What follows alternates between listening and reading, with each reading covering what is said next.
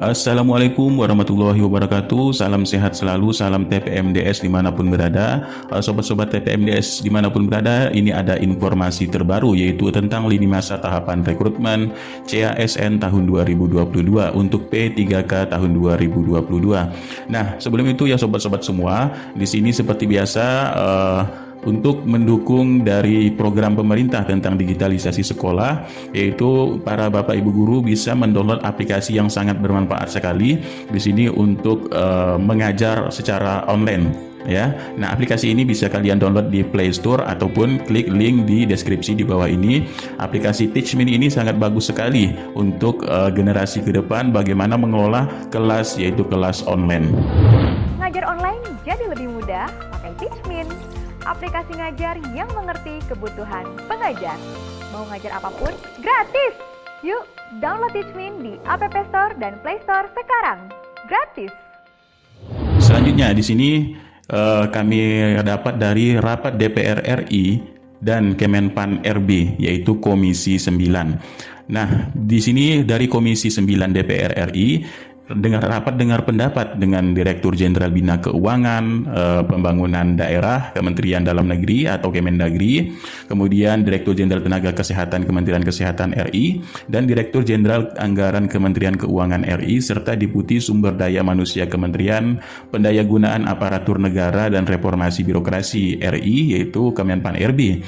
Dan di sini membahas pendayagunaan tenaga kesehatan Indonesia, termasuk tenaga honorer non-ASN dan tenaga honorer pada hari Senin 11 April 2022. Nah, rapat Komisi 9 ini dengan Kemenpan RB serta kementerian lembaga terkait, yaitu pada hari Senin, di sini telah mendesak dari Panselnas ya untuk mengadakan pelaksanaan, yaitu sesuai Undang-Undang Nomor 5 Tahun 2014 tentang Aparatur Sipil Negara dalam pengangkatan P3K tahun 2022. Nah, teman-teman, di sini lalu apa sih kaitannya dengan untuk P3K guru? Nah, di sini ada prioritas rekrutmen P3K tahun 2022. Bisa teman-teman dilihat, ini adalah paparan dari Kemenpan RB, yaitu Deputi SDM bidang SDS Sumber Daya Manusia dari Kemenpan RB, Bapak Alek Deni. Nah, di sini ada poin yang sangat mencolok sekali, yaitu tentang P3K. Jadi yang menjadi prioritas rekrutmen CASN tahun 2022 yaitu tentang guru dan kesehatan. Nah, bisa dilihat ya, guru ini sebesar 500 lebih ya, kemudian kesehatan ini 16.000 lebih. Inilah pengadaan yang menjadi sorotan atau menjadi prioritas rekrutmen P3K tahun 2022. Jadi kaitannya dengan rapat tersebut, walaupun membahas kesehatan, tapi juga membahas untuk guru. Karena sama di tahun 2022 ini rekrutmen CASN ini memprioritaskan untuk guru serta kesehatan dan tenaga penyuluh juga di sini. Nah, selain itu juga di sini kita sudah dapat apa sih prioritas dari rekrutmen P3K tahun 2022, berarti berkenaan dengan guru, tenaga dan tenaga kesehatan menjadi prioritas. Berarti sangkut pautnya di sini adalah prioritasnya ya. Nah, selain itu juga ada sangkut pautnya di sini tentang lini masa jadwal CASN tahun 2022. Nah, di sini ini adalah paparan dari Kemenpan RB, yaitu dari Deputi SDM Kemenpan RB, yaitu Bapak Alek Deni. Nah, bagaimana tahapan kegiatan CASN tahun 2022? Nah, tahapan CASN-nya ini untuk finalisasi kebutuhan ya. Finalisasi kebutuhan CASN ini ditetapkan dari mulai bulan Maret. Nah, ya, bulan Maret tahun 2022. Lalu untuk pembukaan formasi. Nah, pembukaan formasi ini dari Maret sampai April. Nah, pembukaan e-formasi ya. E-formasi ini adalah aplikasi untuk menyampaikan formasi kepada Kemenpan RB. Kata lainnya yaitu mengusulkan formasi pada aplikasi e-formasi ke Kemenpan RB.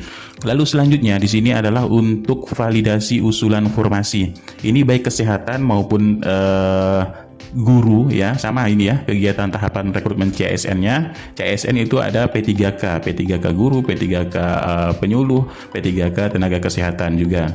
Nah, di sini untuk validasi usulan formasi ini adalah Maret sampai April. Lalu penetapan kebutuhan ini dimulai dari Mei, ya. Mei ini adalah kebutuhan formasi dari Kemenpan RB. Nah, untuk kebutuhan formasi di bulan Mei. Untuk validasi dan penetapan kebutuhan dimulai bulan Mei, ya. Lanjut di sini adalah untuk penyampaian formasi ke KL atau Kementerian Lembaga dan Pemda. Nah, ini dimulai dari Juni, ya. Ya, ini Juni untuk penyampaian formasi ke Kemenpan RB. Lalu di sini untuk integrasi data kebutuhan CASN ini dimulai Juni juga, ya. Lalu di sini untuk pengumuman seleksi. Nah, di sini ya, untuk pengumuman seleksi sendiri ini di bulan Juli.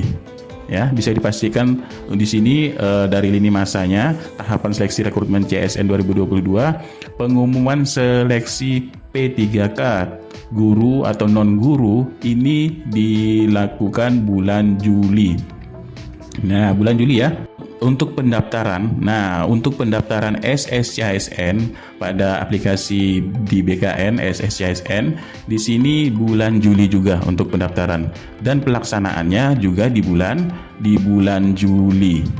Oke, di sini ya poin pentingnya, pengumuman seleksi bulan Juli, pendaftaran SSCASN bulan Juli, dan pelaksanaan seleksi bulan Juli. Ini baik rekrutmen guru maupun non guru. Nah, inilah jadwalnya ya. Nah, jadi ini bisa dipastikan untuk tahapan kegiatan rekrutmen CSN 2022 ini berada di bulan Juli. Berarti kita masuk ke pertengahan tahun ya.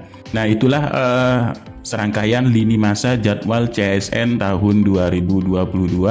Jadi Bapak Ibu sudah mendapat gambaran kapan akan dibuka rekrutmen kegiatan CSN tahun 2022, yaitu di bulan Juli tahun 2022.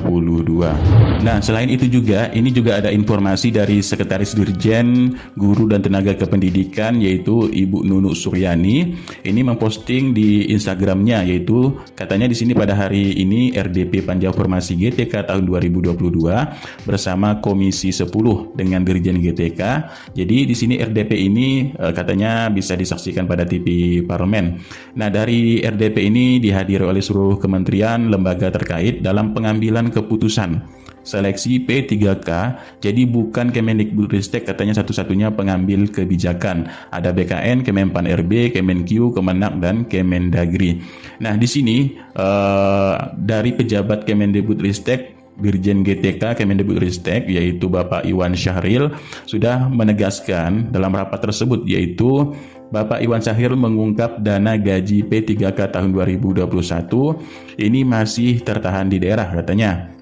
Jadi anggaran yang sudah dialokasikan dari Kementerian Keuangan di dana alokasi umum atau DAU tahun 2021 ini tidak terpakai sama sekali. Ada dana gaji sebesar 173.952 untuk P3K guru tahap 1 yang sudah ditransfer ke daerah lewat DAU tahun 2021. Nah, Bapak Dirjen dalam rapat tersebut juga menjelaskan dana P3K guru tahap 1 tersebut lanjutnya akan dikembalikan ke pusat. Untuk anggaran gaji P3K itu sifatnya khusus ya, sehingga tidak bisa digunakan dalam kegiatan lainnya. Nah, dengan adanya fakta dari pengembalian dana tersebut, Dirjen GTK Bapak Iwan Syahril juga, ini seharusnya pemerintah daerah tidak memperlambat katanya proses pengangkatan para guru yang sudah lulus P3K. Karena dananya sudah ada, jadi Pemda ini disarankan untuk secepat-cepatnya mengusulkan dari penetapan NIP sampai SK P3K guru ini ke BKN. Hanya split gaji anggaran P3K guru di DAU tahun 2021, kata Bapak Iwan, yaitu seharusnya Pemda ini tidak perlu berpikir keras lagi. Jadi walaupun gaji P3K ini ditransfer bersama dana lainnya pada DAU katanya, tetapi tidak bisa digunakan semaunya. Artinya gaji tersebut sudah diberikan secara spesifik. Nah, selain itu dari Kemenpan RB dari rapat tersebut yaitu menjelaskan tentang kuota P3K tahun 2022 yang diajukan dari Kemendikbudristek. Jadi begitu pula dengan usulan formasi dari masing-masing kepala daerah, namun Deputi SDM Aparatur Kemenpan RB yaitu Bapak Alek Deni ini mengatakan syarat yang harus ada lampu hijau yaitu dari Kementerian Keuangan katanya soal anggaran. Jadi dia menegaskan Kemenpan RB ini sangat mendukung sekali upaya dari Kementerian Pendidikan Kebudayaan, Riset dan Teknologi atau Kemendikbudristek ini untuk menyelesaikan masalah honorer. Jadi hal itu karena pemerintah hanya diberikan waktu hingga tahun 2023 untuk menuntaskan polemik honorer. Terlepas dari kualitas honorer ini katanya, tetapi mereka ini sudah mengabdi, jelas sekali ya, para honorer sudah mengabdi dan sudah menghasilkan banyak sumber daya manusia atau SDM yang berkualitas pada bidangnya. Memang benar sekali banyak dijumpai para honorer ini sudah menghasilkan anak didiknya ini menjadi pegawai yang menjadi orang-orang besar dan sebagainya, pengusaha dan lain-lainnya ya. Nah, jadi bagaimanapun kata Bapak Alek Deni sebagai Deputi SDM Kemenpan RB, ini guru honorer telah mengajar anak didiknya hingga luas dan akhirnya punya kedudukan pada birokrasi pemerintah. Nah, maka dari itu Bapak Alek Deni yaitu Deputi SDM Kemenpan RB, honorer ini harus mendapat kekhususan. Nah, apa itu kekhususannya? Salah satunya diantaranya yaitu dengan memasukkan komponen masa kerja dalam pengaturan seleksi P3K.